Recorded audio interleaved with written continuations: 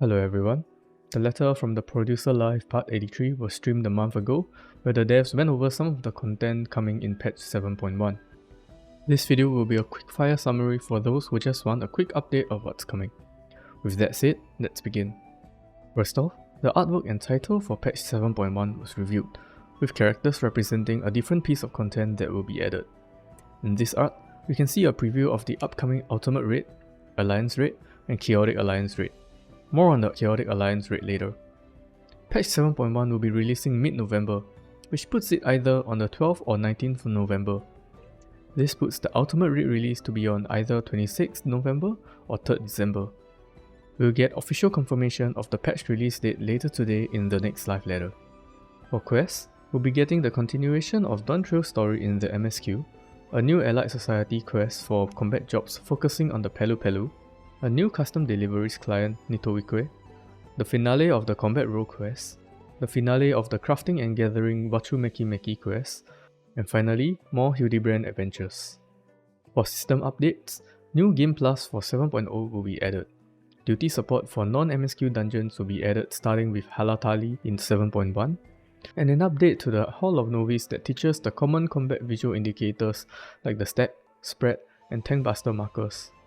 The team has mentioned that the Hall of Novice teaching job rotations is still being debated internally, but it seems unlikely to happen due to implementation difficulties and possibility of being outdated.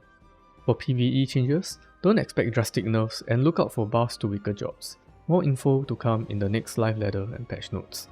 For PvP changes, there's actually a lot of new things coming. Firstly, the system's action execution and hit detection will be updated. From the examples they gave, expect your actions to be snappier.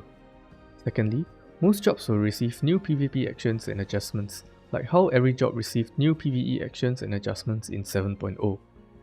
Even though Viper and Pictomancer will not be receiving new actions, they will still be receiving action adjustments. Thirdly, there will be extensive changes to the Raid Sands and Cloud9 maps in Crystalline Conflict. Fourthly, Frontline and Rival Wings will have dedicated balancing for each job. Lastly, PvP Season 7 will begin, along with something new with ranked matches, which will be explained further in the next live letter. Interestingly, the team mentioned that big changes to large-scale PvP are coming in patch 7.2, including revamp rules and selectable role actions. For new PvE content, you'll be getting the new dungeon Yue Yawata's Fuel Station, the first raid of the new Alliance raid series based on FF11, the extreme trial version of Dawn Trail's final boss, an Unreal version of Byakko, the new Ultimate Futures Rewritten based on the Eden Raid series, and finally, a new type of duty called Chaotic Alliance Raids, which is essentially a savage version of Alliance Raids. There will only be a single boss, and there are no trash mobs to kill there. The Chaotic Alliance Raid starts off in 7.1 with a fight against the Cloud of Darkness. Hope you enjoy Empty Plains! We're near the end of the list of additions, so here are the remaining updates that don't really fall into any broad classifications. Doman Mahjong will be getting an update, with reactions and commentary from the Scions being added. Housing will be getting updated, allowing players to choose any interior design regardless of the estate's location. The new interior designs will allow for the removal of pillars from rooms and walls. More details will be provided in the next live letter. Another update that will be coming in a patch much further in the future will be to allow players to expand the interior size of their estates.